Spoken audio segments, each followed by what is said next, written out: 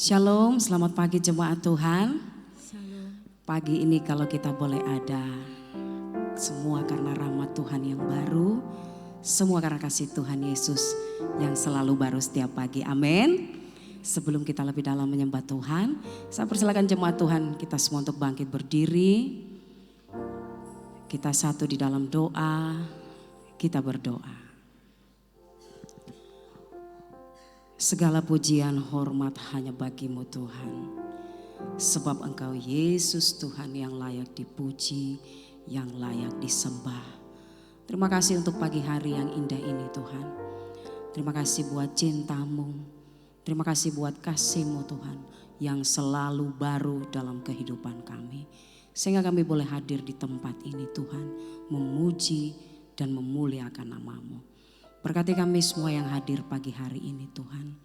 Kami percaya kami pulang tidak sama pada waktu kami datang Tuhan. Kami percaya kami pulang kami mendapat kekuatan yang baru, sukacita yang baru, damai sejahtera yang baru daripada Tuhan sendiri. Kau berkati hamba-Mu Tuhan yang sebentar akan menyampaikan isi hati-Mu Tuhan. Biarlah hikmat marifat yang daripada Allah itu terus mengalir dalam kehidupannya. Dan biarlah apa yang disampaikan Tuhan boleh menjadi rema bagi setiap kehidupan kami. Terima kasih Tuhan Yesus, apabila ada roh yang tidak suka dengan ibadah kami, yang mengambil alih fokus kami. Kami umat-Mu sepakat hati usir kuasanya di dalam nama Yesus. Roh Kudus hadirlah bagi kami semua. Terima kasih Tuhan, di dalam nama Tuhan Yesus kami buka ibadah pagi hari ini. Haleluya. Amin. Kita berikan tepuk tangan buat Tuhan Yesus. Haleluya. Silakan duduk jemaat Tuhan. Pagi ini kami menyatakan kebaikan-Mu Tuhan. Kasih-Mu Tuhan. Engkau sangat baik Tuhan Yesus.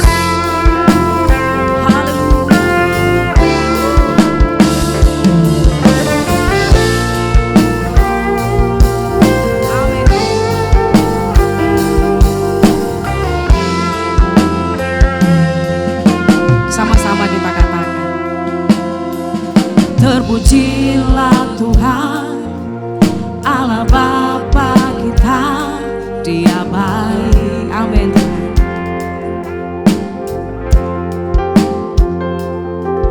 Dia berkati kita dengan limpahnya, Dia baik. Engkau sangat baik Tuhan. Dia memilih kita dalam Kristus Yesus, Dia baik. Kami menjadi anak-Mu Tuhan, menjadi anaknya, sesuai kehendaknya, Dia baik.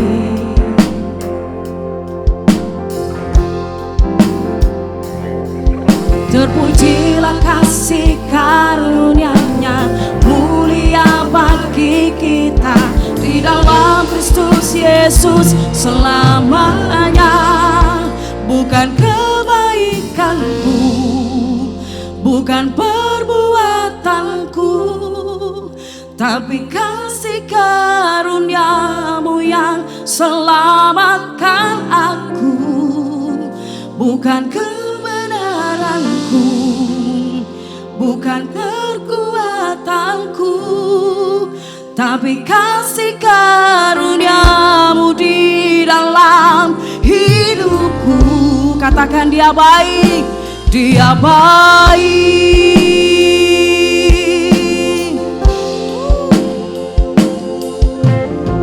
Engkau sangat baik Tuhan. Haleluya.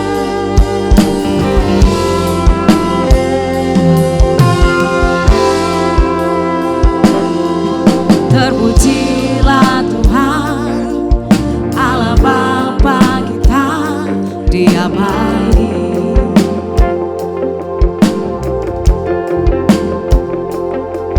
Dia berkati kita dengan limpahnya, Dia baik.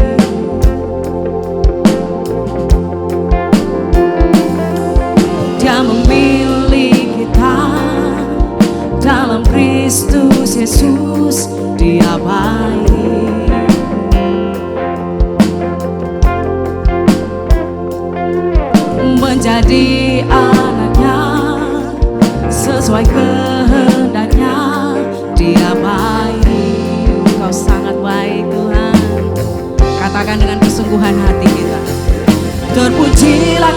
kasih karunia-Nya mulia bagi kita di dalam Kristus Yesus selamanya.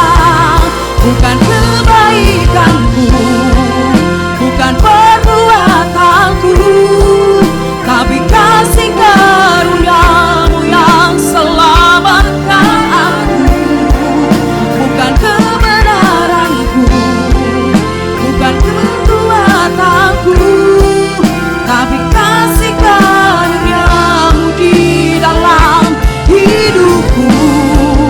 Bukan kebaikanku, bukan Tuhan, bukan kekuatanku Tuhan, karunia-Mu yang selamatkan aku. Bukan kebenaranku, bukan kekuatanku, tapi kasih karunia-Mu di dalam hidupku. Dia baik,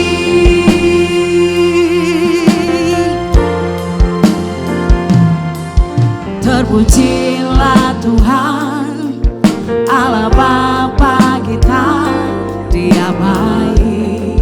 Amin Tuhan. Dia berkati kita dengan limpahnya. Dia baik, Engkau terlalu baik Tuhan.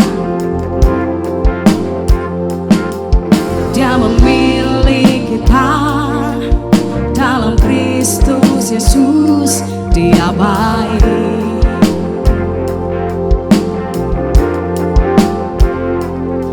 Menjadi anaknya sesuai kehendaknya.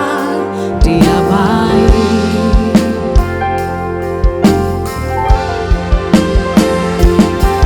Terpujilah kasih karunia-Nya mulia bagi kita di dalam Kristus Yesus selamanya. Bukan kebaikanku, bukan perbuatanku, tapi kasih karunia-Mu yang selamatkan aku. Bukan kebenaranku, bukan Tuhan, bukan Tuhan, tapi kasih karunia-Mu di dalam hidupku. Bukan kebaikanku, bukan perbuatanku, tapi kasih karunia-Mu yang selamatkan aku.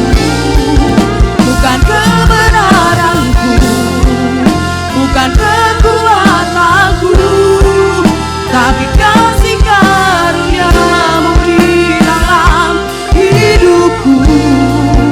Bukan kebaikanku, bukan perbuatanku. Mari nyanyikan dengan sungguh, katakan semua karena kasih karunia-Mu Tuhan yang menyelamatkan hidup kami. Bukan kebenaranku Tuhan, bukan kekuatanku, benar Tuhan, tapi kasih karunia-Mu di dalam hidupku. Sekali lagi dengan sungguh katakan, bukan Tuhan, bukan perbuatan. Amin Tuhan, selamatkan aku. Amin. Bukan kebenaranmu, amin Tuhan, bukan kekuatanku, benar Bapa, tapi kasih karunia-Mu di dalam hidupku. Bukan kebaikanku, bukan perbuatanku, tapi kasih karunia-Mu yang selamatkan aku. Bukan kebenaranku, bukan kekuatanku, tapi kasih karunia-Mu di dalam hidupku.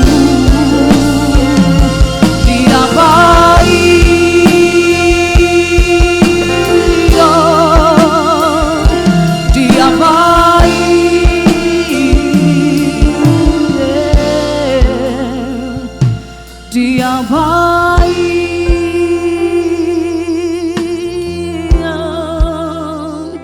Mari sembah Tuhan pagi hari ini.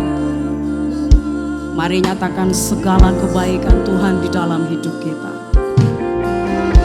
Kami menyadari Tuhan, bukan karena kebaikan kami Tuhan, bukan karena kehebatan kami Tuhan, semua kasih karunia-Mu Tuhan, semua kasih karunia-Mu, semua Tuhan kasih karunia-Mu. Haleluya, Engkau Bapa yang sangat baik, Engkau baik Tuhan, Engkau baik. Haleluya,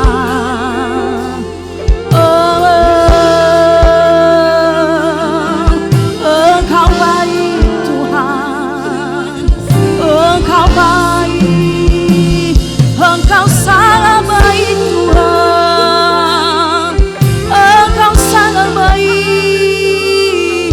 Haleluya, haleluya, haleluya, haleluya.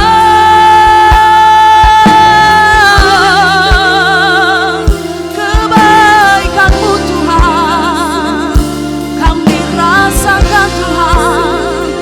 Terima kasih Tuhan buat kebaikan-Mu. Terima kasih Tuhan. Haleluya, haleluya, haleluya.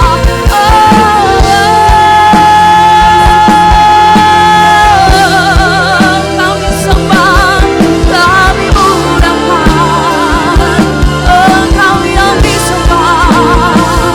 Terima kasih Tuhan, Engkau sangat baik. Oh, terima kasih Tuhan, terima kasih Tuhan buat segala kebaikan-Mu, buat kasih karunia-Mu yang Engkau nyatakan bagi kami. Haleluya, haleluya, haleluya. Engkau yang disembah Tuhan, Engkau yang disembah. Haleluya, haleluya, haleluya. Kami sembah Kau Tuhan. Haleluya, haleluya. Engkau dasar, Engkau dasar Tuhan. Haleluya, haleluya. Terima kasih Tuhan. Subhanallah-baraya-la-la-la-la-la-la-la-la-se. Haleluya. Kami sembah Kau Tuhan. Kami adoran, kami muliakan. Terima kasih Tuhan, oh terima kasih Tuhan, Engkau sangat baik, Engkau baik. Terima kasih, terima kasih Tuhan.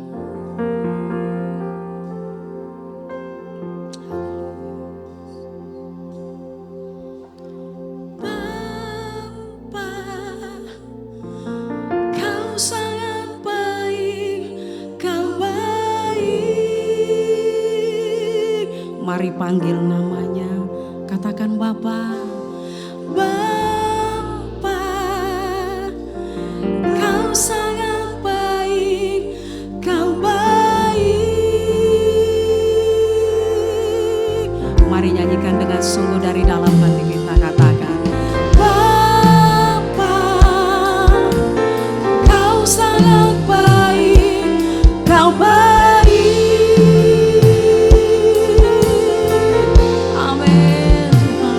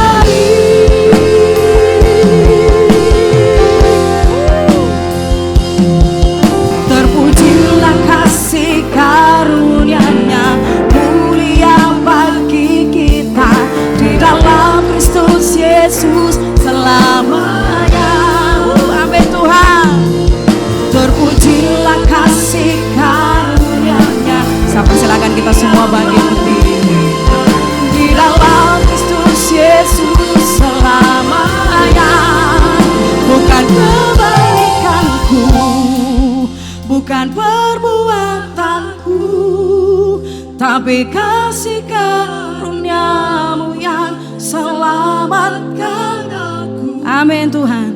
Bukan kebenaranku, ya Tuhan, bukan kekuatanku, tapi kasih karunia-Mu di dalam hidupku.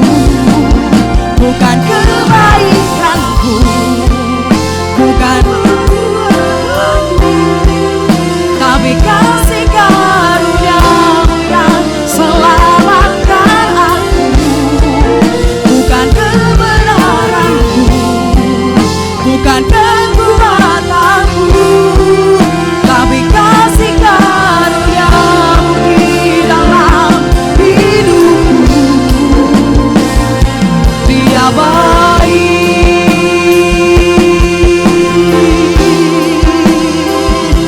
Dia katakan dengan sungguh, Dia baik. Sorakan bagi Tuhan kita. Haleluya. Terima kasih Tuhan Yesus. Saudara percaya Tuhan Yesus begitu baik dalam hidup kita. Amin. Amin. Haleluya.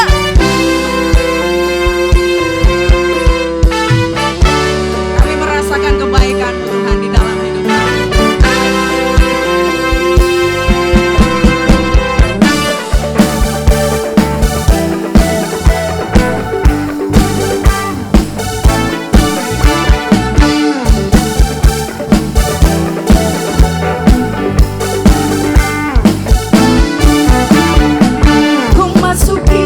Gerbangnya Tuhan dengan hati yang bersyukur, bersorak Tuhan, memuji Tuhan.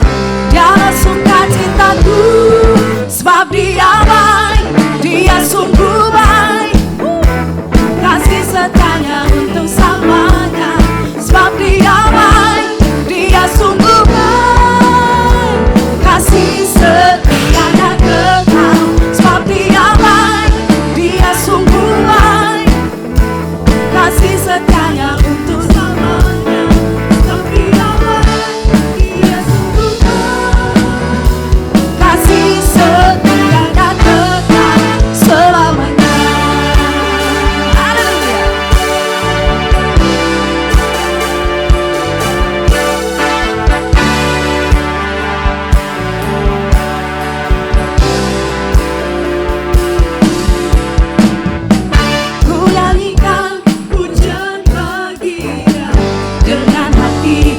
Bersyukur, ku rasakan kebaikannya di sepanjang hidupku. Sebab Dia baik, Dia sungguh baik, kasih setianya untuk selamanya. Sebab Dia baik, Dia sungguh baik, kasih setianya kekal. Sebab Dia baik, Dia sungguh baik, kasih setianya untuk selamanya. Sebab Dia baik, Dia sungguh baik, kasih setianya kekal. Sebab Dia baik, Dia sungguh baik, kasih setianya untuk selamanya. Sebab Dia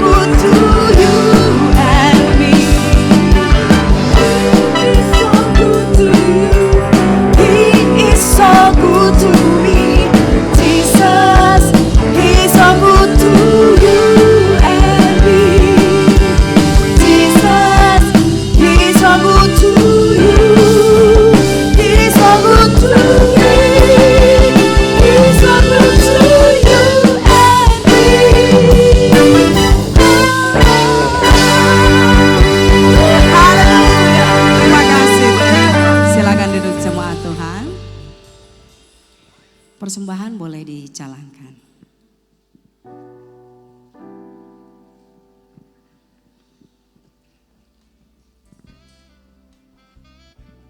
Kami mengundang jemaat Tuhan untuk mengikuti doa bersama setiap hari Senin, Rabu, Kamis jam 7 malam bertempat di Gedung Pastori Baru. Selasa ini, ibadah kaum wanita akan diadakan secara online. Jemaat dapat mengikuti ibadah kaum wanita di YouTube Gereja Petra Makassar jam 5 sore. Hari Jumat ada ibadah pujian dan penyembahan jam 7 malam. Mari datang untuk menerima lawatan Allah. Dan bagi kaum pemuda, pelajar, mahasiswa, dan pekerja, bergabunglah bersama kami di ibadah Pranyut yang diadakan setiap hari Sabtu pada pukul 7 malam di Gereja Petra Palu. Bagi seluruh jemaat Allah, hadirlah ibadah minggu yang akan diadakan sebanyak 2 kali pada jam 9 pagi dan jam 6 sore. Kami juga mengundang bagi para jemaat agar membawa anak-anak Bapak Ibu sekalian untuk mengikuti ibadah Petra Kids yang akan diadakan pada hari Minggu jam 9 pagi bertempat di ruang sekolah minggu. Bagi jemaat yang belum bergabung dalam klik, kami mengundang saudara-saudari sekalian untuk terlibat dalam klik yang ada. Melalui klik ini, kita akan saling mendoakan, menguatkan, dan bertumbuh dalam kebenaran firman Tuhan. Sekian pengumuman yang dapat kami sampaikan. Tuhan Yesus memberkati. Ya, ada pengumuman tambahan. Saudara bisa lihat di layar belakang. KKR Pasca Sinode GPT wilayah 9. Jadi itu diadakan 2 hari secara berturut-turut. Yang pertama hari Selasa tanggal 30 April. Yang kedua hari Rabu 1 Mei 2024. Jadi jamnya jam 6:30 malam. Pembicara Pendeta Saron Putra Sore dan Pendeta Wen Hermanto Pasaribu. Jadi jemaat Tuhan ini karena KKR banyak, kalau bisa kita sebagai tuan rumah lebih cepat datang. Jadi 6:30 acara itu sudah dimulai, kita lebih cepat hadir di tempat ini. Demikian pengumuman tambahan. Saya juga menyapa bagi jemaat Tuhan yang baru pertama kali hadir. Mari bergabung dalam ibadah kami yang sudah ditayangkan tadi. Selamat bergabung, selamat bertumbuh. Tuhan Yesus memberkati kita semua. Mari kita siapkan hati kita untuk diisi dengan kebenaran firman Tuhan. Kami mengucap syukur Tuhan untuk segala rancangan-Mu yang terbaik bagi hidup kami. Kami percaya semua membentuk kami Tuhan. Terima kasih Tuhan Yesus. Hari-hari yang ku jalani, ku selalu rasakan kasih-Mu. Ku bersyukur atas kebaikan-Mu. Engkaulah Yesus Tuhanku. Semua ini untuk membentukku supaya ku hidup sesuai kehendak-Mu. Penyertaan-Mu selalu ku rasakan. Kau tak pernah tinggalkanku. Ku mengucap syukur dan mengucap syukur selalu Tuhan. Ku tetap percaya rancangan-Mu indah, rancangan-Mu indah selalu Tuhan Yesus, Kau terindah. Ku mengucap syukur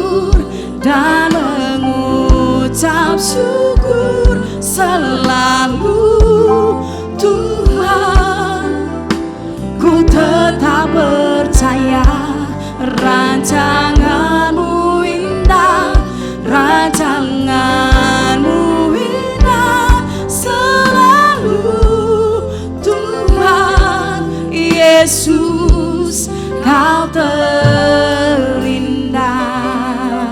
Amin Tuhan, Engkau terindah bagi hidup kami Tuhan. Katakan dengan sungguh.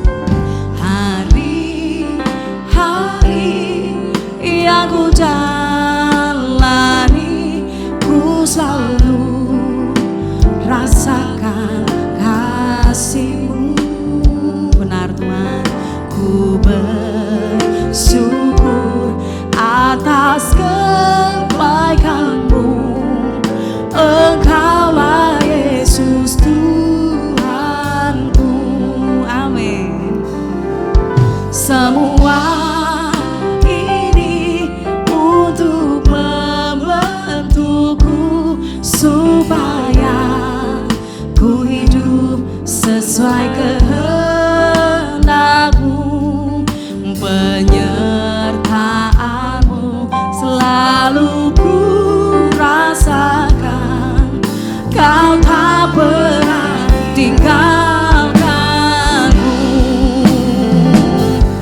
Ku mengucap syukur dan mengucap syukur selalu Tuhan.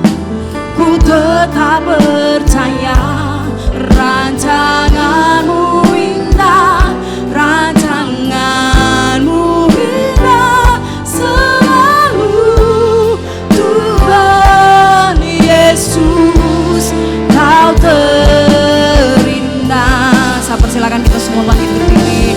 Ku mengucap syukur dan mengucap syukur selalu Tuhan. Ku tetap percaya rancangan-Mu indah, rancangan-Mu indah selalu Tuhan Yesus, Kau terindah. Sekali lagi sama-sama katakan. Ku mengucap syukur dan mengucap syukur selalu Tuhan. Ku tetap percaya rancangan-Mu indah, rancangan-Mu indah selalu Tuhan Yesus, Kau terindah. Lebih sungguh lagi katakan. Ku mengucap syukur. Ku mengucap syukur dan mengucap syukur selalu Tuhan. Ku tetap percaya rancangan-Mu indah, rancangan-Mu indah selalu Tuhan Yesus, Kau terindah.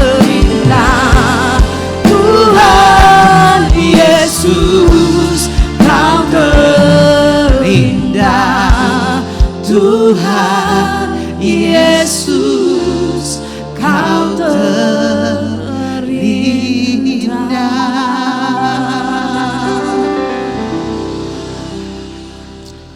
Kami percaya Engkau tetap Yesus yang terindah dalam kehidupan kami. Rancangan-Mu indah selalu dalam kehidupan kami.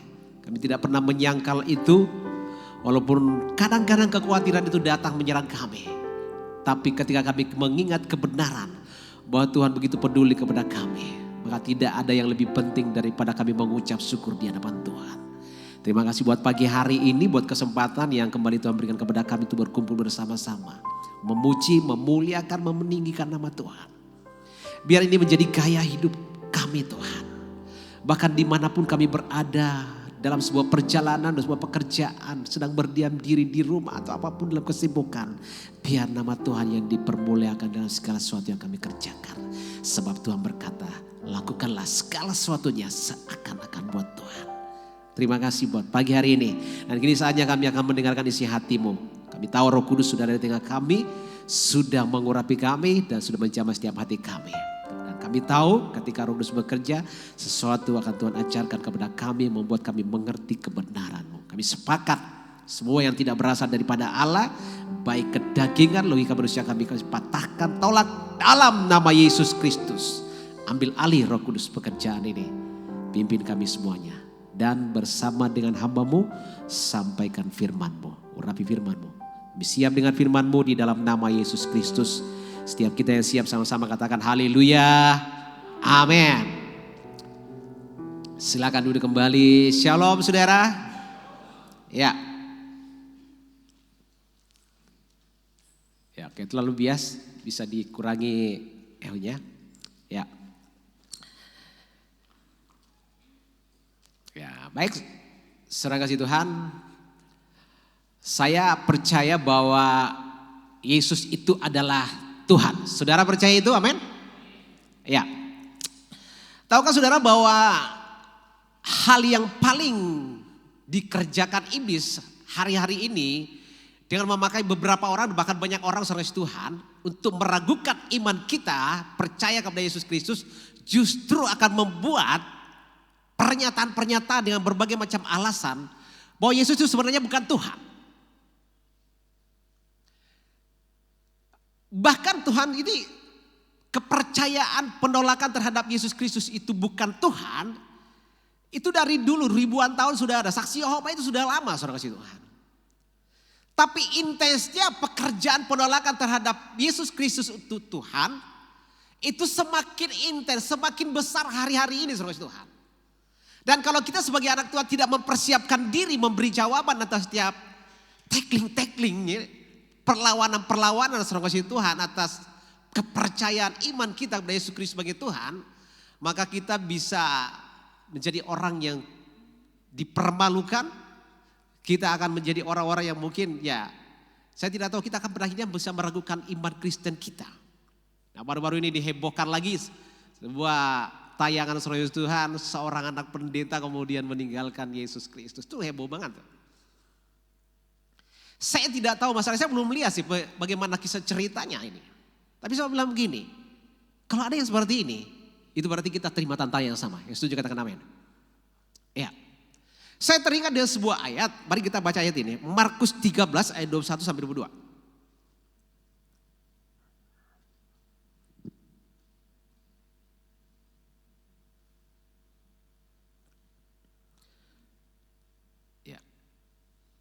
Firman Tuhan berkata seperti ini. Pada waktu itu jika orang berkata kepada kamu, lihat Mesias ada di sini, atau lihat Mesias ada di sana, jangan kamu percaya. Sebab Mesias palsu dan nabi-nabi palsu akan muncul, dan mereka akan mengadakan tanda-tanda, mujizat-mujizat yang maksud sekiranya mungkin menyesatkan orang-orang pilihan. Hati-hatilah kamu, aku sudah terlebih dahulu mengatakan semuanya ini kepadamu. Yesus berkata akan ada Mesias palsu. Yesus berkata akan ada guru-guru palsu, akan ada nabi palsu. Apa tugas guru palsu? Apa tugas, apa pekerjaan nabi palsu dan pengajar palsu itu? Mengajar, kata mengajar saudara kasih Tuhan, artinya memberitakan sesuatu yang berbeda, yang palsu dari yang asli, yang sudah ada itu dipalsukan. Itu fungsi dan itu tujuan pekerjaan daripada nabi-nabi palsu, guru-guru palsu. Mesias palsu. Yesus memperingatkan kita lebih dahulu akan kejadian seperti ini akan terjadi kelak. Ada masa di mana peristiwa ini terjadi untuk menyerang iman kekristenan kita.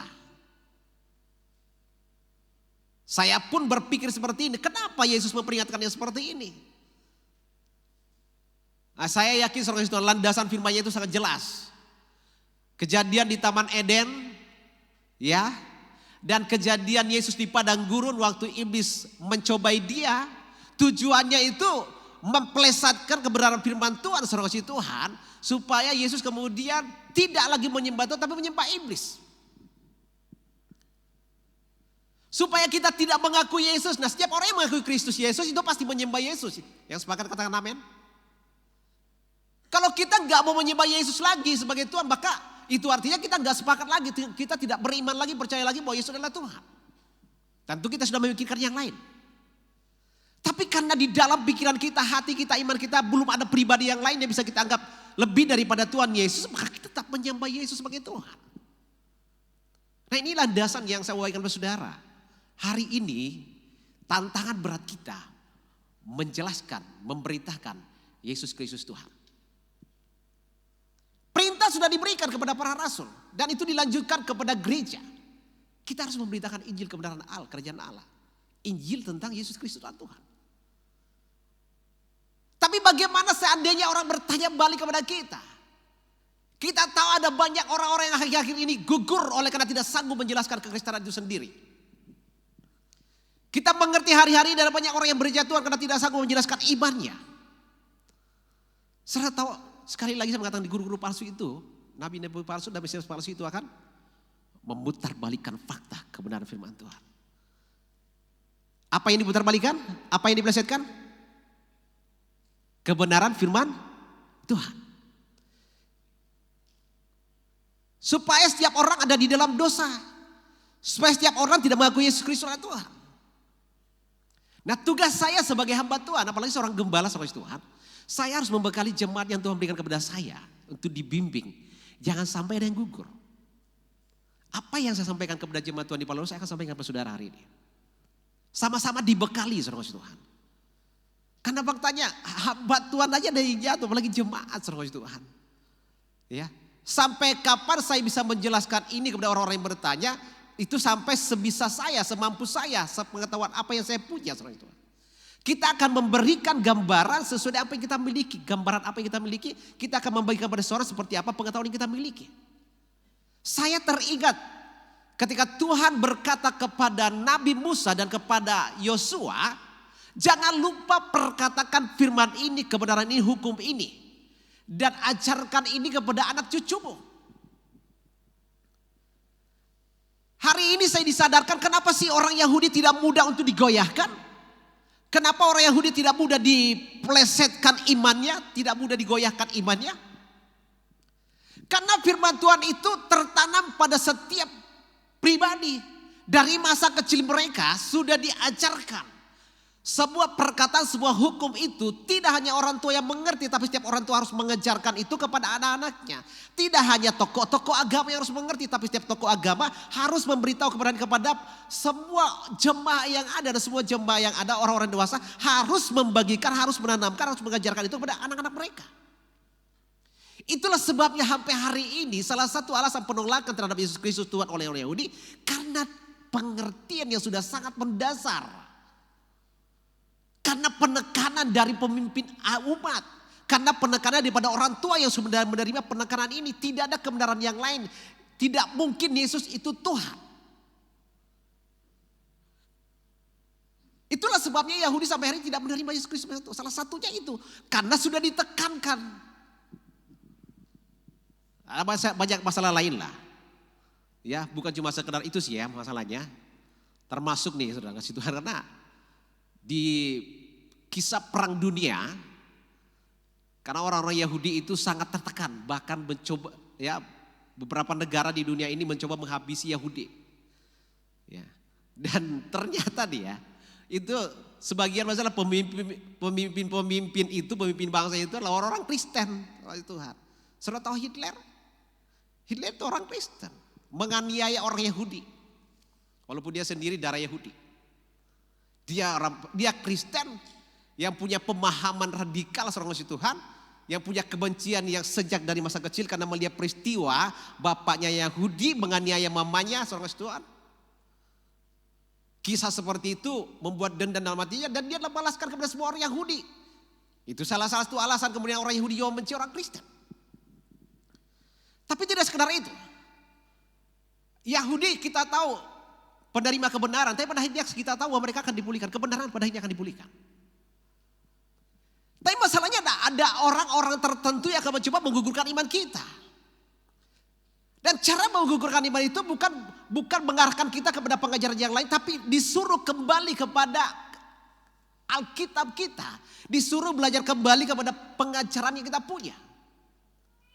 Nah, sekali lagi saya katakan hari-hari ini saya suka nyari problem-problem di Alkitab yang kemungkinan besar bisa diplesetkan. Masalah-masalah yang menurut orang itu kontradiksi Itu bisa munculkan persoalan yang kita harus cari jawabannya, harus jalan solusinya, garis lurusnya di mana supaya ketemu.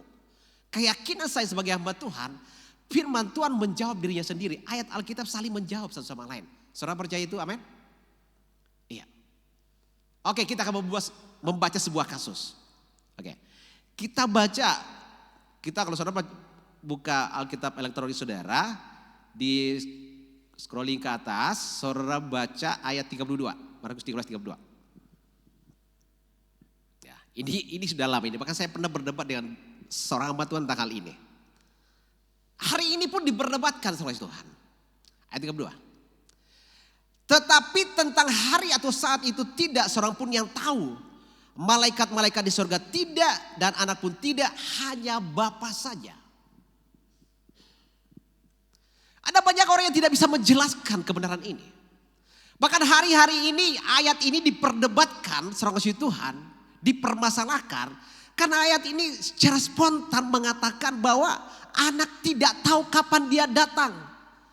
Yang kita tahu anak di sini adalah Yesus, seorang kasih Tuhan, tidak tahu kapan dia datang. Artinya Yesus itu tidak maha tahu. Lalu kalau dia nggak maha tahu berarti dia bukan Tuhan. Benar gak saudara? Ini sebuah problem yang kemudian saudara harus bisa jawab. Kita harus bisa jawab. Tapi saya baca dari keseluruhan perikop ini saudara Tuhan, saya coba dalami dari ayat 24. Saudara kita baca sama-sama ayat ini dari 24 sampai 32 ya. Saudara perhatikan saya baca. Tetapi pada masa itu sesudah siksaan itu matahari akan menjadi gelap dan bulan tidak bercahaya. Dan bintang-bintang akan berjatuhan dari langit dan kuasa-kuasa langit akan guncang. Perhatikan ayat 26. Pada waktu itu orang akan melihat anak manusia datang dalam awan-awan dengan segala kuasa dan kemuliaannya. Saudara sama-sama katakan dengan segala kuasa dan kemuliaannya. Sama-sama. Dengan segala kuasa dan kemuliaannya. Ayat 31. Dan pada waktu itu pun ia akan menyuruh keluar malaikat-malaikatnya dan akan mengumpulkan orang-orang pilihannya dari keempat penjuru bumi, dari ujung bumi sampai ke ujung langit. Kita baca sama-sama ayat 27 ini. 1, 2, 3. Dan pada waktu itu pun, sama-sama. Dan akan mengumpulkan orang-orang pilihannya dari keempat penjuru bumi, dari ujung bumi sampai ke ujung langit. Dari perikop ini saudara Tuhan, ada dua pokok bahasan yang penting yang perlu kita tahu. Ayat 25, 26 sampai di 27, nah kita simpulkan dulu. Kalau saudara punya Alkitab elektronik hari ini, saudara baca semuanya tulisan di dalam perikop ini tulisan merah semuanya. Ya betul ya? Itu menjelaskan bahwa itu adalah perkataan Yesus sendiri.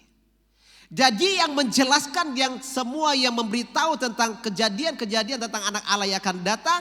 Dari ayat 24 sampai 32 semuanya itu adalah Yesus sendiri yang jelaskan. Semuanya Yesus sendiri yang perkatakan. Yesus menjelaskan dirinya sebagai anak Allah kalau dia datang itu bentuknya seperti apa. Dia datang dengan segala kekuasaannya dan kemuliaannya. Dia punya kekuasaan, dia punya kemuliaan. Itu dasar pertama untuk kita mengakui Yesus adalah Tuhan, dia punya kekuasaan. Berbeda dengan orang yang diberi kuasa. Saudara mengerti? Orang yang diberi kuasa dan memiliki kekuasaan itu berbeda.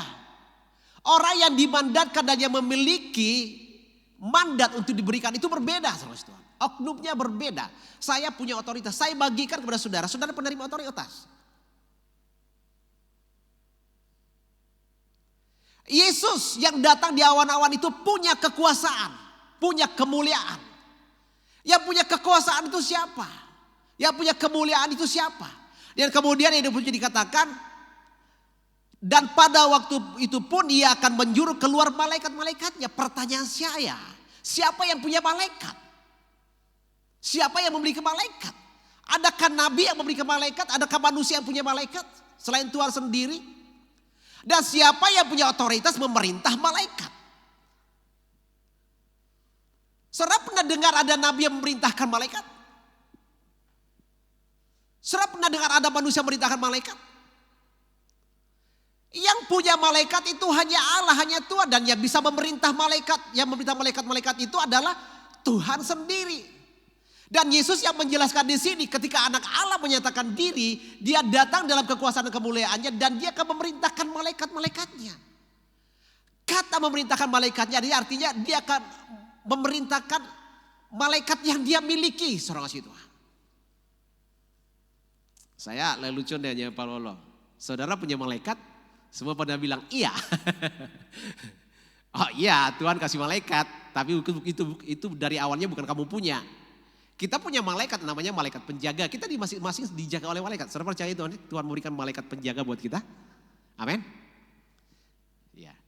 Tuhan memberikan untuk mengawal kita, menjaga kita. Tapi bukan berarti malaikat itu punya kita. Tuhan yang punya malaikat. Dia memerintahkan malaikat itu untuk menjaga kita. Sehingga disebut malaikat penjaga buat setiap orang percaya. Dari topik yang pertama dari pembahasan ini, Yesus lebih dahulu menjelaskan tentang keilahian dirinya. Bahwa dia punya kekuasaan, dia punya kemuliaan dan dia bisa memerintahkan malaikatnya.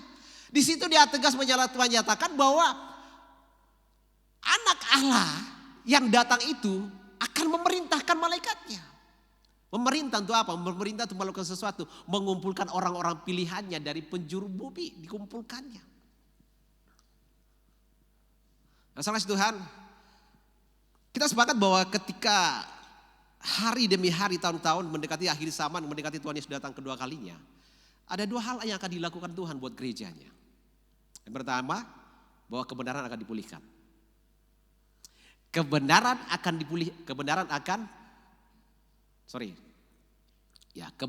disempurnakan. Bukan kebenaran akan dirombak. Bukan kebenaran akan dipulihkan, gereja akan dipulihkan, tapi kebenaran akan disempurnakan. Kata kebenaran akan disempurnakan, itu bukan berarti kebenaran akan dirombak supaya jadi sempurna. Diperbaiki karena salah lalu jadi sempurna, tidak seperti itu. Tapi disempurnakan dalam artian diperlengkapi. Semakin dinyatakan, yang semakin diperlengkapi supaya orang semakin mengerti. Ini loh maksudnya kebenaran itu. Artinya kita menerima kebenaran, saudara kasih Tuhan, tapi kita nggak ngerti. Nah Tuhan akan memberikan pengertian-pengertian supaya apa yang kita tidak mengerti itu bisa kita mengerti. Itu yang dimaksud dengan disempurnakan. Tapi banyak orang pemahamannya seperti ini, saudara kasih Tuhan. Termasuk nih ya, saya punya pemahaman saudara Tuhan. Sudah 2000 tahun yang lalu gereja Tuhan berkembang sampai saat ini. Seluruh dunia punya gereja, bahkan tidak ada umat yang lebih besar daripada umat orang percaya, umatnya Kristus. Umat terbesar di dunia itu kekristenan, saudara Tuhan. Itu berkembang sedemikian rupa dari dasar iman yang sudah dibangun dari kanonisasi Alkitab yang sudah ada, saudara Tuhan. Dari doktrin yang sudah ditetapkan bersama-sama yang dipercaya oleh gereja-gereja. Saya kasih contoh tentang doktrin Tritunggal. Itu sudah dari dulu ditetapkan. Doktrin Tritunggal itu Allah yang kita percaya itu Tritunggal. Tapi ada bermunculan pengajaran yang mengatakan Allah itu bukan Tritunggal. Oh saya nggak ngomong yang lain saudara-saudara ya. Jauhkan dari pikiran saudara. Saya ngomong begini, orang yang menolak Tritunggal. Di tempat ini tidak menolak Tritunggal kan? Kita sepakat, Allah yang kita percaya Allah Tritunggal. Tapi muncul pengajaran Allah itu tidak Tritunggal. Allah itu Esa, Allah itu Tauhid. Esa dan Tauhid itu sama saudara artinya. Bukan satu, tapi dipersatukan. Sama artinya. Esa itu artinya dipersatukan. Kalau dipersatukan berarti ada beberapa. Amin? Bukan cuma satu. Satu itu tunggal. Tapi kalau dipersatukan berarti ada beberapa oknum yang menjadi satu. Itu kata ehad atau esa. Tapi kebenaran ini pun tertolak. Maka saudara Tuhan, ada kekristenan hanya mengakui kitab Injil saja. Yang diakui cuma kanon kitab Injil. Tapi kanon tentang kitab para rasul dan kisah para rasul itu enggak masuk. Apalagi kitab Wahyu. Ini lebih gawat lagi, kitab Wahyu enggak diakui sebagai kanon Alkitab. Sama ngerti kanon kan? Kanon artinya Alkitab, firman Tuhan yang diwahyukan. Itu. Jadi kitab para rasul, kemudian kitab-kitab dari para rasul itu saudara kasih Tuhan, kemudian kitab Wahyu itu tidak mereka anggap sebagai sebuah wahyu. Padahal Alkitab berkata seperti ini, gereja bertumbuh, gereja mula-mula bertumbuh itu dalam pengajaran para rasul. Bagaimana kemudian pengajaran para rasul ini dan kisah penjara para rasul yang menjelaskan bagaimana tentang kekristenan itu berkembang, kemudian ditolak. Semua itu adalah kebenaran yang dipelesetkan. Hari ini kita harus mengerti. Harus benar-benar percaya. Jadi saudara sudah jurus baru nih ya. Ini nih ayatnya nih. Yesus nggak tahu kapan dia datang. Jelasin bagian atas. Ya. Yesus lebih dahulu menjelaskan dirinya sebagai anak Allah akan datang dalam kekuasaannya dan dalam kemuliaannya dengan malaikat-malaikat yang menyertainya yang bisa memerintahkan malaikatnya. Yang bisa memerintah malaikat itu cuma Tuhan. Coba kita buka ayat ini. Beberapa ayat yang saya akan buka saudara itu mendukung kebenaran ini.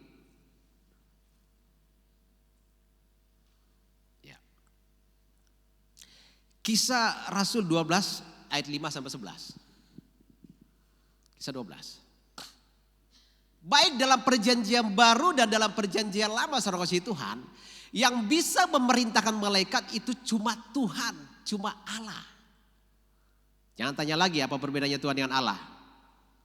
Nanti kita bahas sendiri tuh. Coba ya. Demikianlah Petrus ditahan di dalam penjara, tetapi jemaat dengan tekun mendoakannya kepada Allah. Pada malam sebelum Herodes hendak menghadapkannya kepada orang banyak, Petrus tidur di antara dua orang prajurit, terbelenggu dengan dua rantai. Selain itu prajurit-prajurit pengawal sedang berkawal di muka pintu. Tiba-tiba berdirilah seorang malaikat Tuhan dekat Petrus dan cahaya bersinar dalam ruang itu. Malaikat itu menepuk Petrus, membangunkannya. Katanya, bangunlah segera. Maka gugurlah rantai itu dari tangan Petrus. Lalu kata malaikat itu kepadanya, ikatlah pinggangmu dan kenakanlah sepatumu. Ia pun berbuat demikian. Lalu malaikat itu berkata kepadanya, kenakanlah jubahmu dan ikutlah aku. Lalu ia mengikuti malaikat itu keluar dan ia tidak tahu. Berarti kan dia tidak tahu, artinya dalam keadaan tidak sadar semua peristiwa itu terjadi kepadanya. Bahwa apa yang dilakukan malaikat itu sungguh-sungguh terjadi, sangkanya ia melihat suatu penglihatan. Jadi Petrus berpikir ini cuma penglihatan ya, tapi ini realita, fakta yang terjadi secara pribadi dengan dia. Setelah mereka melalui tempat kawal pertama dan tempat kawal kedua, sampailah mereka ke pintu gerbang besi yang menuju ke kota. Pintu itu terbuka dengan sendirinya bagi mereka. Sesudah tiba di luar, mereka berjalan sampai ke ujung jalan dan tiba-tiba malaikat itu meninggalkan dia. 11. Dan setelah sadar akan dirinya, Petrus berkata, sama-sama katakan, sekarang tahulah aku benar-benar bahwa Tuhan telah menyuruh malaikatnya. Sampai di situ. Tuhan menyuruh. Siapa yang menyuruh malaikat? Tuhan yang menyuruh malaikat, bukan manusia biasa yang menyuruh malaikat. Bukan nabi yang memerintahkan malaikat jin, bukan ada orang-orang yang memerintahkan malaikat, tapi ada orang-orang yang berdoa kepada Tuhan dan Tuhan memerintahkan malaikat itu menolong Petrus. Jadi ini fakta pertama dari topik yang sama dari Markus 11 ayat 22 sampai 30 sekian tadi, saudara Tuhan. Itu fakta yang membuktikan bahwa Yesus itu benar adalah Tuhan. Tapi kalau kemudian dia jelaskan, anak juga tidak tahu. Ini pembahasannya khusus lagi nih. Panjang lebar menjelaskan itu. Apa sesimpelnya aja sampai kepada saudara. Kita sepakat bahwa Yesus yang hadir di bumi ini adalah Allah yang mengosongkan diri. Amin. Efesus 2 ayat 5. Walaupun dalam rupa Allah, dia mengosongkan diri. Dia mengosongkan diri. Bukan berarti dia berhenti jadi Allah. Dia mengosongkan dari atribut kealahannya dikosongkan dari dirinya. Dia gak memakai atribut kealahannya selama dia di bumi. Tapi dia Allah. Saya pernah dengar sebuah cerita seorang pangeran yang kemudian karena dia mencari sang Cinderella, ini karena kebetulan Cinderella tinggalkan sepatunya di istana waktu ada perayaan, lalu Tuhan dia menyamar jadi rakyat biasa. Biasa karena dia cari ini pemilik sepatunya yang tinggal satu ini siapa nih? Ternyata Cinderella pemiliknya. Sampai dia kemana-mana masuk hutan cari ini siapa pemiliknya nih yang cocok dengan sepatu ini. Ya, kampung-kampung dimasukin.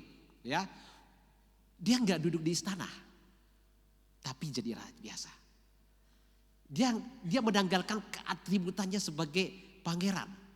Dia nggak pakai jubah pangerannya, dia nggak bawa nama besarnya sebagai pangeran, tapi dia tetap apa? Tetap pangeran. Yesus mengosongkan diri itu atribut kealahannya dikosongkan, tapi dia tetap Allah. Itulah sebabnya kita percaya Yesus adalah Allah 100%, Allah 100% dan dia manusia 100%. Kalau dia menjelaskan tentang dirinya siapa anak Allah yang akan datang itu dari pengetahuan dari apa yang Roh Kudus berikan kepadanya, dari apa yang Tuhan katakan kepadanya, sebab dia berkata seperti ini, aku tidak dapat berkata-kata dari diriku sendiri kecuali Allah memberitahukannya, kecuali Bapa memberitahukannya, kecuali aku mendengar dari Bapa sendiri. Itu semua diplesetkan. Tapi dalam dia sebagai posisi manusia yang Allah yang mengosongkan diri, dia perlu itu semuanya, saudara Tuhan. Sehingga dalam kodrat dia sebagai manusia, pengetahuan dia terbatas. Tapi yang dia jelaskan tentang dirinya di ayat 26 sampai 27 itu, dia menjelaskan bahwa dia yang datang kelak itu dalam kekuasaan dan dalam kemuliaan dan dengan memiliki malaikat dan memerintahkan malaikat. Selanjutnya kita baca lagi di tempat lain. Daniel 3 ayat 28.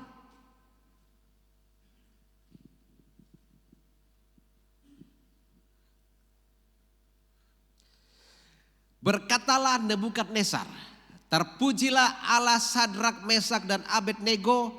Ia telah mengutus malaikatnya dan melepaskan hamba-hambanya yang telah menaruh percaya kepadanya dan melanggar titah raja, dan yang menyerahkan tubuh mereka karena mereka tidak mau memuja dan menyembah Allah manapun kecuali Allah mereka. Apa yang dikatakan di Nebukadnezar? Terpujilah Allah Sadrak, Mesak dan Abednego. Ia telah mengutus malaikatnya. Kata mengutus malaikatnya ini bisa berarti memerintahkan malaikatnya untuk menyelamatkan Sadrak, Mesak, Abednego dari perapian yang menyala-nyala. Seorang kasih Tuhan, itu Tuhan yang memerintahkan malaikat. Tuhan yang menyuruh malaikat. Dan yang ngomong ini Nebukadnezar sendiri, orang yang tidak percaya Tuhan, tiba-tiba membuat pernyataan malaikat Tuhan diperintahkan oleh Tuhan untuk menyelamatkan 3 oknum ini sehingga tidak terbakar dan tidak hangus sama sekali. Bahkan Daniel membuat pengakuan yang sama, saudara kasih Tuhan. Di dalam Daniel 6 ayat 19 ayat sampai 12. Kita buka satu ayat lagi. Ya. Sebelum kita masuk dalam perjamuan. Kita tidak akan panjang lebar karena kita cukup punya waktu untuk perjamuan. Lalu pergilah raja ke istananya dan berpuasalah ia semalam-malaman. Itu ia tidak menyuruh datang penghibur-penghibur dan ia tidak dapat tidur.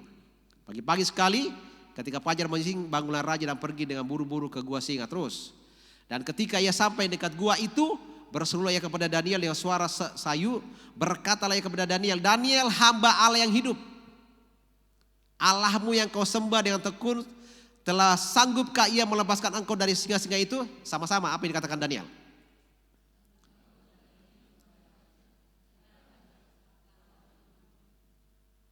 Lanjutannya, Allahku telah mengutus malaikatnya. Apakah Daniel yang memerintahkan malaikat itu datang melepaskan dia? Adakah seorang yang lain bisa memerintahkan malaikat itu diutus supaya malaikat itu melindungi Daniel? Allah yang mengutusnya. Sehingga mulut singa-singa itu berdiam, tidak ngapa-ngapain terhadap Daniel. Karena ada Tuhan yang memerintahkan malaikat. Demikian saudara kasih Tuhan yang terjadi kelak nih. Kita kembali kepada Markus 13 itu. Ayat 27. Markus 13 ayat 27. Dan pada waktu itu pun Sekali lagi, dan pada waktu itu pun ia akan menyuruh keluar malaikat-malaikatnya dan akan mengumpulkan orang-orang pilihannya dari keempat penjuru bumi, dari ujung bumi sampai ke ujung langit. Apa yang Tuhan lakukan untuk menyelamatkan Daniel? Apa yang Tuhan lakukan untuk menyelamatkan Sadrak, Mesak, dan Abednego? Apa yang Tuhan lakukan untuk membebaskan Petrus dari dalam penjara dari tangan Herodes, seorang kasih Tuhan? Itu karena ada Allah yang memerintahkan malaikatnya untuk membebaskan mereka. Dan ketika anak Allah itu datang, dia pun melakukan yang sama. Dia memerintahkan malaikatnya ke ujung bumi dan ke ujung langit untuk apa? Menyelamatkan orang-orang pilihannya. Saya berharap kita semua tergolong orang-orang pilihannya. Karena ada malaikat Tuhan yang akan diperintahkan untuk menolong kita. Bukan itu yang kita bahas, yang kita bahas ketuhanan Yesus. Yesus bisa memerintah malaikatnya, Yesus punya malaikat, dia punya kekuasaan dan kemuliaan. Itu adalah fakta, Yesus adalah Tuhan. Dan yang menjelaskan itu adalah Yesus dalam kodrat manusia, kodrat Allah yang mengosongkan diri jadi manusia, menjelaskan tentang bagaimana dia kalau dia datang. Dia akan datang dalam kemuliaannya, dia akan datang dalam kekuasaannya, dan dia akan datang dengan malaikat-malaikatnya. Dan dia perintahkan malaikat itu. Kita bisa hari ini kita bisa bedakan Yesus yang berkata-kata itu dan Yesus yang akan datang sebagai Tuhan. Saudara diberkati Tuhan, amin. Oke, mari kita bangkit berdiri.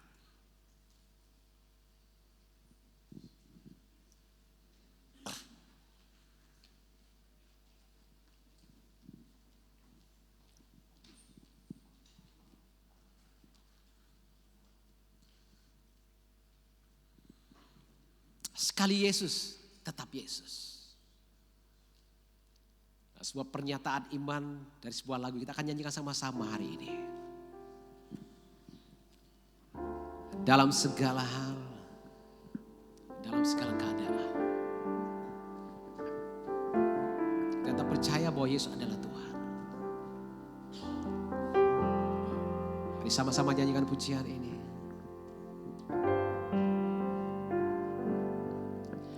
Dalam segala keadaan,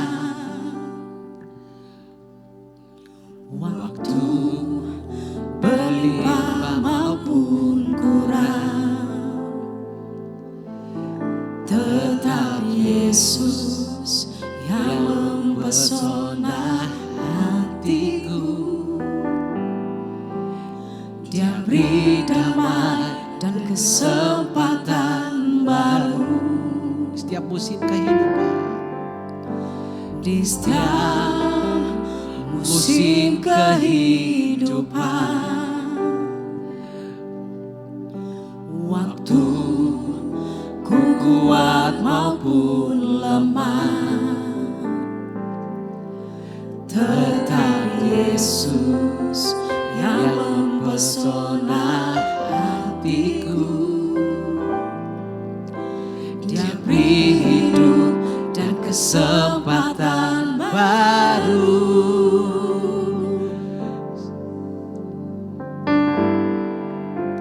Sekali Yesus, selamanya Yesus. Harapanku tak akan hilang, karena kasih-Nya sekarang ku ada. Oh Yesusku, ku cinta Kau selamanya. Sekali Yesus, selamanya Yesus. Harapanku tak akan hilang, karena kasih-Nya sekarang ku ada. Oh Yesusku, ku cinta Kau selamanya. Dari awal nyanyikan sama-sama pujian ini. Dalam segala keadaan, dalam segala keadaan. Waktu berlimpah maupun kurang, tetapi Yesus yang mempesona hatiku. Dia beri damai dan kesempatan baru di setiap musim kehidupan. Di setiap musim kehidupan. Waktu ku kuat maupun lemah, tetapi Yesus yang mempesona hatiku. Dia beri damai dan kesempatan baru. Sekali Yesus, selamanya Yesus. Harapanmu tak akan hilang, karena kasih-Nya sekarang ku ada. Oh Yesusku, ku cinta Kau selamanya. Sekali Yesus, selamanya Yesus. Harapanmu tak akan hilang, karena kasih-Nya sekarang ku ada. Oh Yesusku, ku cinta Kau. Sekali lagi, sekali Yesus, selamanya Yesus. Harapanmu tak akan hilang, karena kasih-Nya sekarang ku ada. Oh Yesusku, ku cinta Kau. Lebih sungguh lagi, sekali Yesus, sekali Yesus, selamanya Yesus. Harapanmu takkan hilang, karena kasih-Nya sekarang ku ada. Oh Yesusku, ku cinta Kau selamanya, karena kasih-Nya sekarang ku ada. Oh Yesusku, ku cinta Kau selamanya, karena kasih-Nya sekarang ku ada. Oh Yesusku, ku cinta Kau selamanya. Haleluya. Mari kita agungkan namanya. Mari kita puji Dia. Dia benar-benar Allah. Dia yang punya kekuasaan dan kemuliaan. Dia yang bisa Dia yang memiliki malaikat, dan Dia bisa memerintah malaikat untuk melakukan perintah dan kehendak. Oh Yesus Tuhan, selamanya Kau tetap Allah. Kau yang disembah, Kau tetap Allah. Yesus, Kau Tuhan. Selamanya Kau Kekuatanmu, kekuasaanmu tak tertandingi. Ibiria shera badala badala so. Iyara sungguh indah Kau Tuhan. Kami memuji, kami menyembah Kau Allah saat disembah. Kau yang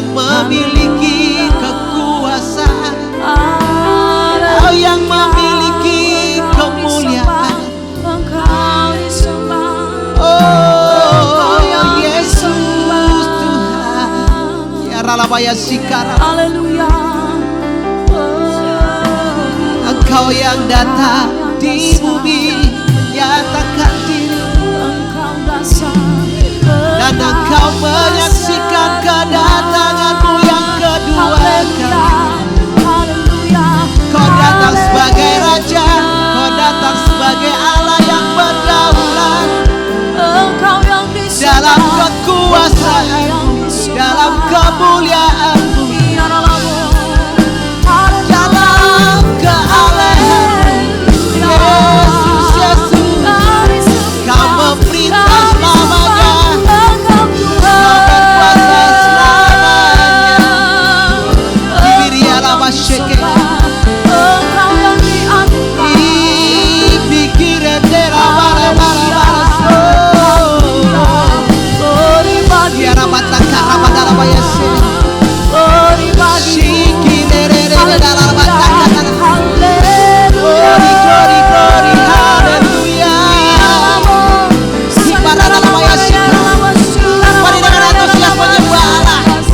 Mari menyembah Tuhan Yesus dengan segenap hati.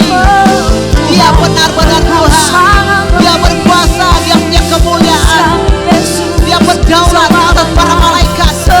Dia adalah Masih.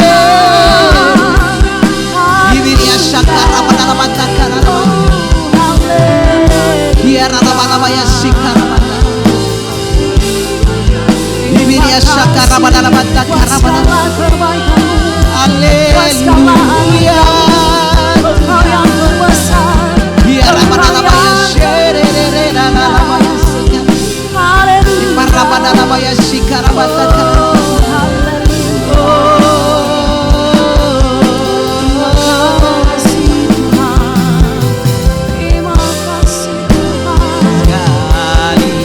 Yesus selamanya, Yesus harapanku tak akan hilang karena kasih-Nya sekarang ku ada.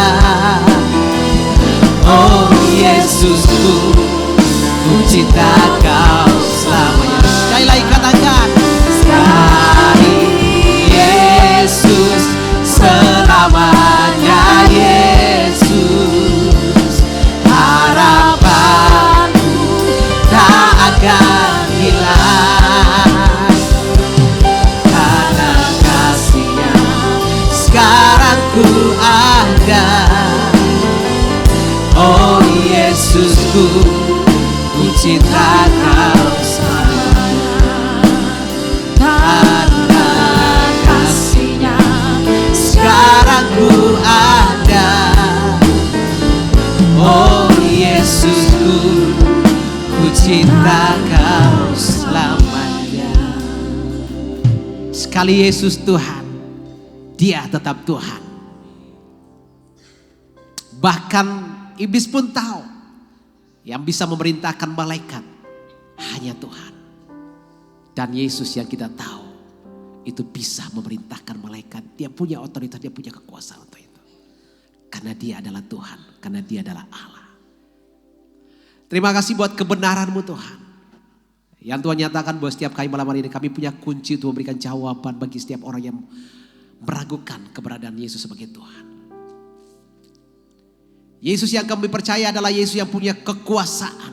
Dan kekuasaannya itu adalah tak tertandingi. Yesus adalah pribadi yang memiliki kemuliaan. Yang oleh karena namanya, setiap lidah mengaku Yesus Kristus adalah Tuhan. Yang oleh karena namanya dalam kitab Filipi 2 dikatakan, oleh karena kematian Dia di kayu salib, maka nama di atas nama, karena nama, itu nama Tuhan sendiri seperti yang dikatakan oleh Yesus. Aku telah mempermuliakan Bapa di bumi ini. Di dalam namamu, yaitu nama yang kau karuniakan kepadaku. Nama Yesus adalah nama Bapa sendiri yang dikaruniakan kepada Yesus. Dan itu nama yang berkuasa. Itu nama yang penuh kemuliaan. Karena Dia Tuhan. Hari ini kita akan masuk dalam perjamuan kudus. Saya undang pelayan perjamuan itu maju ke depan.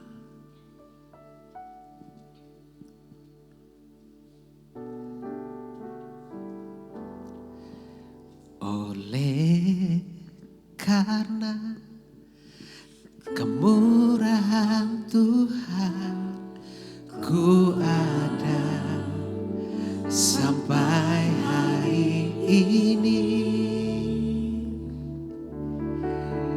Oleh karena kebaikan Tuhan, janji-Mu terjadi bagiku.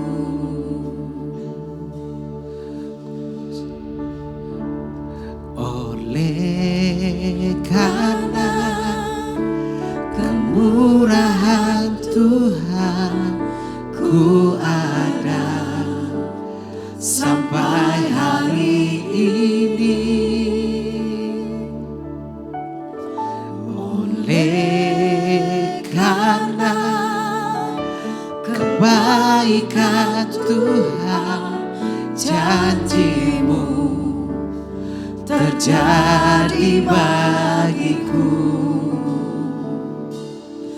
Ku sembah Kau Tuhan, ku mengangkat tanganku, selamanya Kau ajar bagiku. Ku sembah Kau, ku sembah Kau Tuhan, ku mengangkat wajahku, selamanya Kau hebat bagiku. Di hadapan para malaikat dan di hadapan Tuhan kami yang hidup,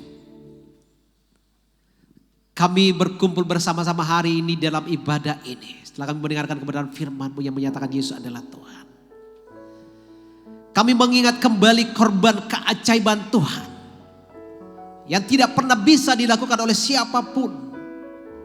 Dan hanya Tuhan sendiri yang bisa mengerjakan itu. Dan Tuhanlah yang sudah menjadi manusia, mengerjakan itu buat kami, menebus dosa kami. Menebus kami dari dosa kami. Itulah sebabnya Tuhan memerintahkan di malam perjamuan terakhir, ketika Dia menyerahkan roti yang dipecah-pecahkan kepada murid-muridnya dan memberikan cawan perjanjian itu, Dia mengatakan bahwa lakukanlah ini senantiasa sebagai tanda peringatan akan aku. Melakukan perjamuan kudus secara propertik, dan tubuh dan darah Yesus yang akan kami angkat di hadapan-Mu. Itu adalah perintah yang kami akan kerjakan bersama-sama. Bahkan hamba-Mu Paulus mengatakan, jangan bermain-main terhadap tubuh dan darah Yesus. Sebab engkau bermain-main terhadap tubuh dan darah Yesus, engkau berdosa terhadap tubuh dan darah Yesus. Karena itu saudara kasih Tuhan, mari berangkat dari iman yang kita miliki bahwa yang mati itu benar-benar Yesus, bukan orang lain. Yang mencurahkan darahnya, yang dicurahkan darahnya itu adalah Yesus. Karena Dia akan menebus kita dari dosa kita. Silahkan pimpin perjamuan untuk membagi-bagikan roti ini. Kuduskan roti dan anggur yang ada. Kuduskan setiap hamba-hamba-Mu yang melayani hari ini. Kuduskan setiap kami yang akan menerima tubuh dan darah-Mu Tuhan.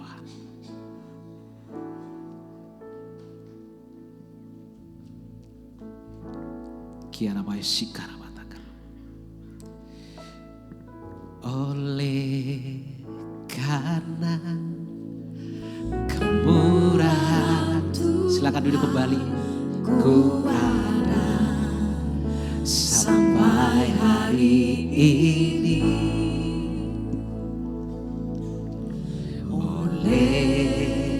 Karena kebaikan Tuhan, janji-Mu terjadi bagiku. Ku sembah Kau Tuhan, ku sembah Kau Tuhan, ku mengangkat tanganku, selamanya Kau ajaib bagiku.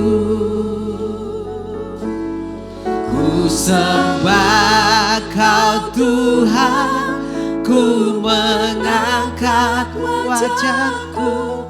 Selamanya Kau hebat bagiku. Ku sembah Kau Tuhan, ku mengangkat tanganku. Selamanya Kau hebat bagiku. Ku sembah Kau Tuhan, ku mengangkat wajahku. Selamanya Kau hebat. Sekali lagi ku sembah Kau. Mari sama-sama kita bangkit berdiri. Kau Tuhan, ku mengangkat tanganku. Selamanya Kau ajaib bagiku. Oh, ku sembah Kau Tuhan, ku mengangkat wajahku. Selamanya Kau hebat bagiku. Selamanya Kau hebat. Selamanya Kau hebat bagiku. Selamanya Kau hebat. Selamanya Kau hebat bagiku. Mari sama-sama kita aktifkan iman kita dengan percaya sungguh-sungguh bahwa di tangan kita adalah tubuh dan darah Yesus secara propertik. Mari kita dengarkan firman Tuhan. Dan setiap firman Tuhan yang kita aminkan, kita akan mengerjakan perjamuan buat setiap pribadi kita. Kita angkat tubuh dan darah Yesus tinggi-tinggi di hadapan Tuhan. Karena itu saudara-saudaraku yang kekasih, jauhilah penyembahan berhala. Aku berbicara kepadamu sebagai orang-orang yang bijaksana. Pertimbangkanlah sendiri apa yang aku katakan. Bukankah roti yang kita pecah-pecahkan adalah persekutuan dengan tubuh Kristus? Mari kita makan sama-sama dalam nama Yesus Kristus.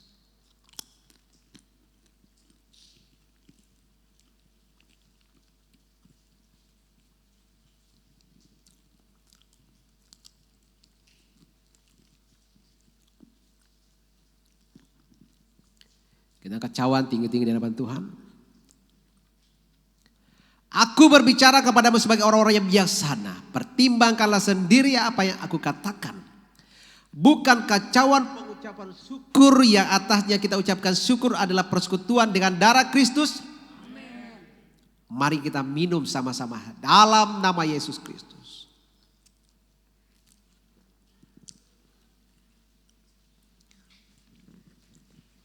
Mari setiap kita naikkan syukur kita di hadapan Tuhan buat karya ajaib Yesus di kayu salib. Haleluya. Kami bersyukur buat keajaiban-Mu, buat cinta-Mu yang luar biasa, buat kasih-Mu yang terhebat. Gak ada yang seperti-Mu, Yesus, Kau luar biasa. Yesus, Kau ajaib, Yesus, Kau terhebat. Haleluya. Kami bersyukur. Terima kasih Tuhan. Terima kasih Yesus. Kami bersyukur. Tiara basikan. Glory bagi-Mu. Makasih buat tubuh-Mu Tuhan. Terima kasih buat darah-Mu. Karya terhebat. Kasih yang luar biasa Kau nyatakan. Kau tebus kami dari dosa. Kau bayar lunas semuanya. Terima kasih Tuhan. kami dari hukumannya karena dosa. Yesus, Yesus kami bersyukur. Terima kasih Tuhan. Terima kasih Tuhan. Terima kasih Yesus.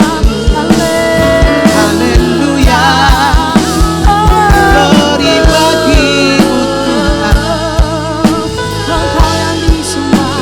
Sekian batakan yang kami sembah. terima kasih Tuhan. Terima kasih Tuhan buat anugerah-Mu. Kau memberkati ibadah kami dengan memberikan kebenaran firman Tuhan yang menyatakan Yesus adalah Tuhan. Dan kami pun menikmati tubuh dan darah-Mu sebagai sebuah perjanjian kekal. Bahwa kami yang mengimani Yesus Kristus adalah Tuhan. Yesus berkata, barang siapa yang mengakui aku di depan manusia, aku akan mengakui di depan Bapakku. Dan barang siapa menyangkal aku di depan manusia, aku akan menyangkal dia di depan Bapa. Kami percaya di tempat ini adalah orang-orang yang mengaku Yesus adalah Tuhan. Sudah menerima anugerah besar lewat karya penebusan Yesus. Terima kasih Tuhan. Sekali Yesus Jemaat Tuhan masih tetap berdiri. Bro Robi pimpin kita dalam doa berkah.